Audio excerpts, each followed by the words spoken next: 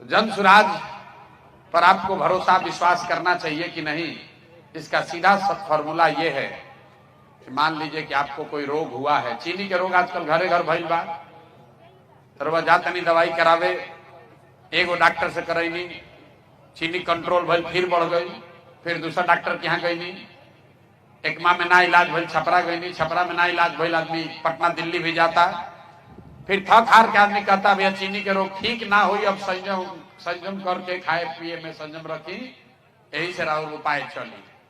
तरवा सोच रहे बचवा अब तो हमारा चीनी के रोग हो गई, अभी सुधरी ना, चलब तनी दूगो मिठाई कमे खाई, दूगो रोटी कम खाई, चावल ना खाई तो कम से कम उम्र बढ़ जाए। तो बिहार के भी दशा हुए बा, रउआ सब तरह के दवा सब तरह के इलाज करके देख लेती। आपने कांग्रेस का इलाज कर लिया, आपने लालू जी को देख लिया, आपने नीतीश मोदी को देख लिया, आपका दशा सुधरा नहीं। जैसे चीनी के रोग होला उससे आदमी जल्दी मरे ना, लेकिन वो अंदर अंदर घून के तरह आपका शरीर खराब कर देता है। तो बिहार का भी दशा वही है, जी रहे हैं हम लोग, थोड़ा बहुत सुधार हो जाता है, वो सड़क बन जाता है, वो ट्रेन आ गई, बिजली आ गई, इतने में आदमी कहता चलो भाई काम चल रहा बा। लालू के समय के मुकाबले कुछ स्थिति सुधरल बा, लेकिन आदमी कैसा घसीट घसीट के चल रहा बा। मान ली के चीनी के रोग में जियता नहीं, वही में कोई आके लड़का कहल के भैया एगो बंगलोर में डॉक्टर आइल बा, नया दवा आइल बा, अमेरिका से दवा लेके आइल बा, कहता कि दवाई हुई तो चीनी के रोग ठीक हो जाए। तो का करो, चल रे बचवा ले चलो, चल तन देख लिया जाओ। मान ली डॉक्टर क्या पहुंचनी बंगलोर, सुन के आइल बानी कि अमेरिका से ही डॉक्टर दवा लेके आइल बा ऐसन कि चीनी के रोग ठीक हो जाए।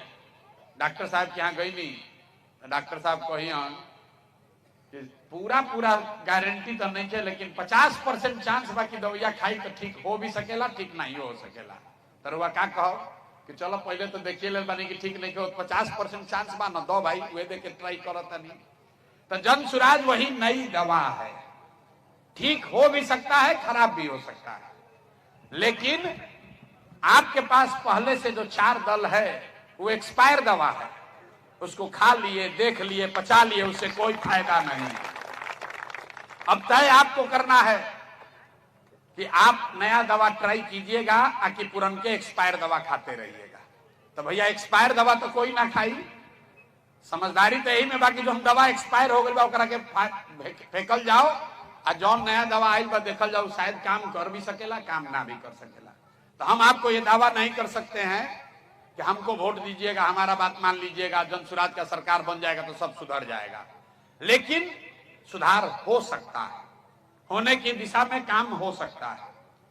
तो इसलिए किसी के बात पर भरोसा करके नहीं, लोकतंत्र में जो चीज बताई गई है कि जिस पर भी आपका भरोसा हो, जिस पर भी आपका विश्वास हो, जिसकी बात अच्छी लगे उसके साथ जुड़िए, उसको वोट दीजिए, उसको उसका सरकार बनाइए, लेकिन ये ध्यान रखिए कि वो वोट, वो भरोसा 5 वर्ष के लिए है, जीवन भर के लिए बंधुआ मजदूरी नहीं है।